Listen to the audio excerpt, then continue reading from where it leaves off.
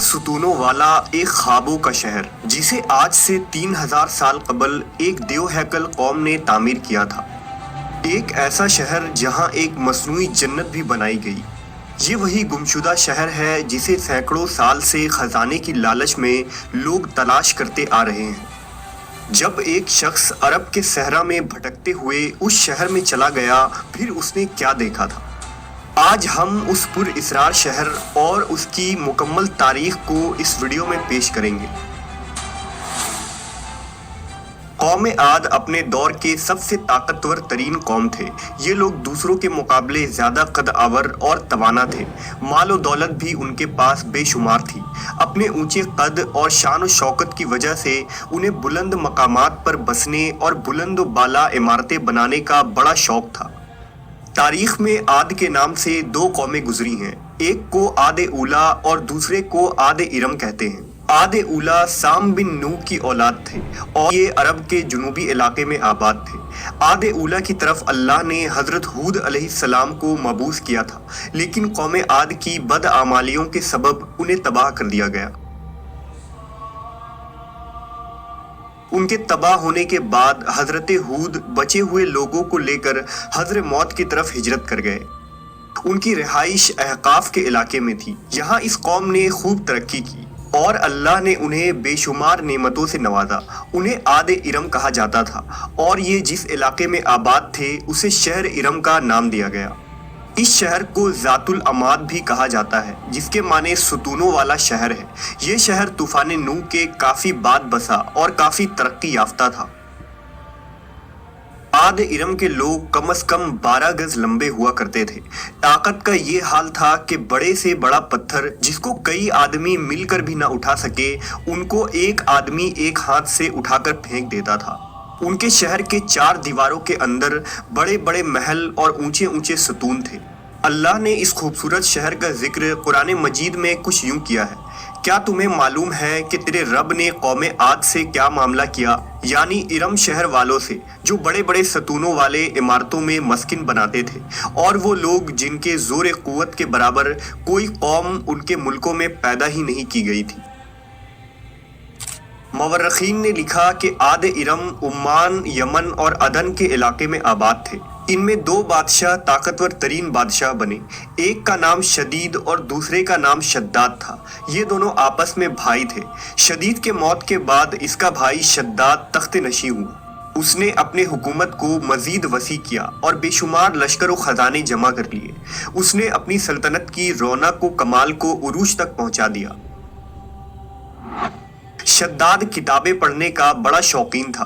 اس نے کتابوں میں پڑھا کہ موت کے بعد اللہ اپنے بندوں کو پھر سے زندہ کرے گا اور جنت میں داخل کرے گا، جو ایک حسین و خوبصورت جگہ ہے اور جہاں کائنات کے ہر آرام و آرائش میسر ہوں گے۔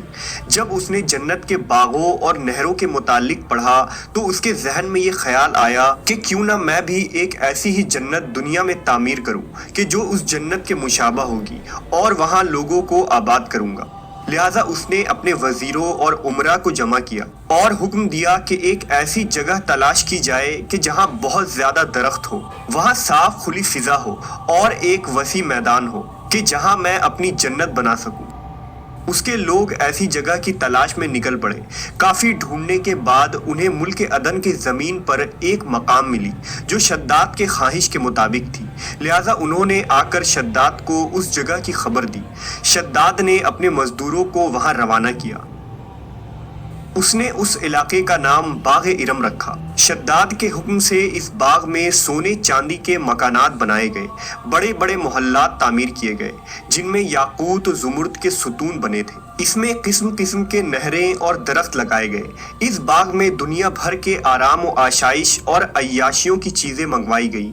یہ شہر اتنا حسین تھا کہ تاریک رات میں بھی دور سے اس کی چمک دیکھی جا سکتی تھی۔ اس کے ہر ایک محل میں 1000 ستون تھے۔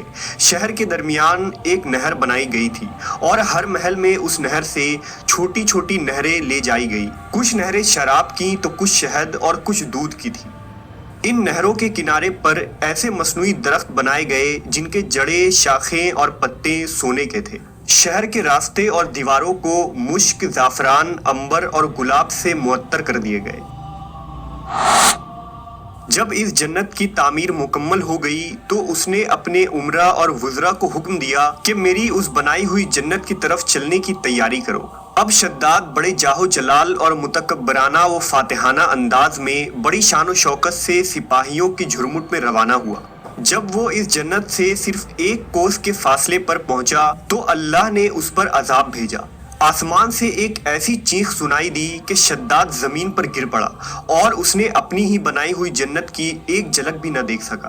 وہ اسی مقام پر اپنے لشکروں سمیت ہلاک ہو گیا اور کوئی بھی اس شہر میں داخل نہ ہو سکا۔ شداد اور اس کے لشکر کے ہلاک ہو جانے کے بعد وہ شہر بھی لوگوں کی نگاہوں سے اوجھل کر دیا گیا۔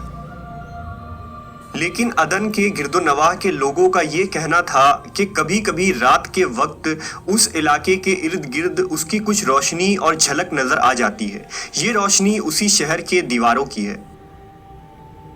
روایت ہے کہ ایک صحابی رسول حضرت عبداللہ بن قلابہ ایک مرتبہ اتفاق سے عدن کے علاقوں میں چلے گئے۔ اچانک آپ کا ایک اونٹ بھاگ گیا۔ آپ اس کو تلاش کرتے کرتے اس شہر کے پاس پہنچ گئے۔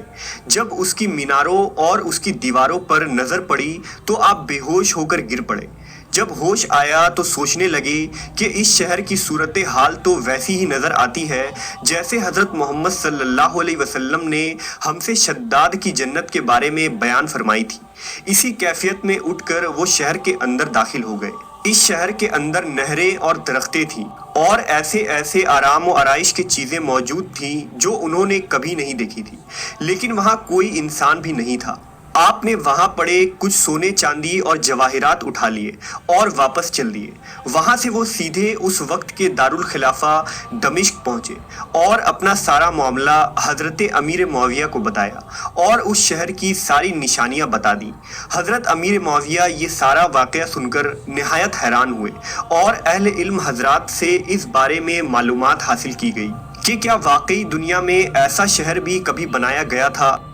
لہذا حضرت کعب بن احبار رضی اللہ تعالیٰ عنہ نے بتایا کہ ہاں، قرآن مجید میں بھی اس شہر کا ذکر موجود ہے، مگر اللہ نے اس کو لوگوں کی نگاہ سے چھپا دیا ہے۔ حضرت کعب بن احبار نے بتایا کہ نبی صلی اللہ علیہ وسلم نے فرمایا تھا کہ میری امت میں سے ایک آدمی اس شہر میں چلا جائے گا اور وہ چھوٹے قد سرخ رنگ کا ہوگا، اس کے ابرو اور گردن پر 2 تل ہوں گے۔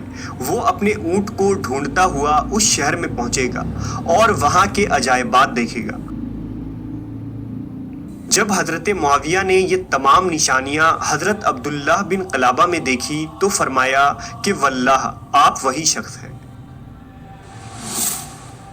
انگریزی میں یہ شہر یا کھنڈرات دا لاسٹ سٹی آف ارم اور the last city of Atlantis کے نام سے مشہور ہے۔ عرصہ دراز تک یہ شہر اپنے خزانے کی کہانیوں کی وجہ سے مشہور رہا ہے اور ہر دور میں سیاح اس شہر کی تلاش میں رہے ہیں۔ یہ شہر دولت سے مالا مال ہونے کے علاوہ بدعمالیوں اور فسق و فجور میں بھی شہرت رکھتا تھا۔ اوبار کا ذکر مشہور زمانہ عربی کتاب الف لیلہ میں بھی موجود ہے۔ اس طرح لارنس آف عربیہ نے اس شہر کا ذکر اپنی کتاب اٹلانٹس آف سینڈ میں بھی کیا تھا اور برٹش رائٹر برٹام ٹامس نے اپنی کتاب عربک فیلکس میں اس شہر کے بارے میں لکھا ہے۔ سن 1984 میں امریکی خلائی ایجنسی ناسا کے سیٹلائٹ سے لی جانے والی تصاویر کی مدد سے عمان میں ایک مقام کی دریافت کی گئی۔ 1991 میں اس شہر کی کھدائی کا کام شروع ہوا اور یہاں 600 فٹ ریت کے نیچے مدفون ایک قلعہ دریافت ہوا جو تقریباً 2000 سال پرانا تھا۔ 8 سمتوں پر مشتمل اس مضبوط قلعے کی دیواریں 60 فٹ لمبی اور 12 فٹ اونچی تھیں۔ ماہرین کا کہنا تھا کہ یہ شہر لوبان کی خرید و فروخت کا ایک وقت کا عظیم الشان مرکز تھا جسے ارم شہر کہا جاتا تھا۔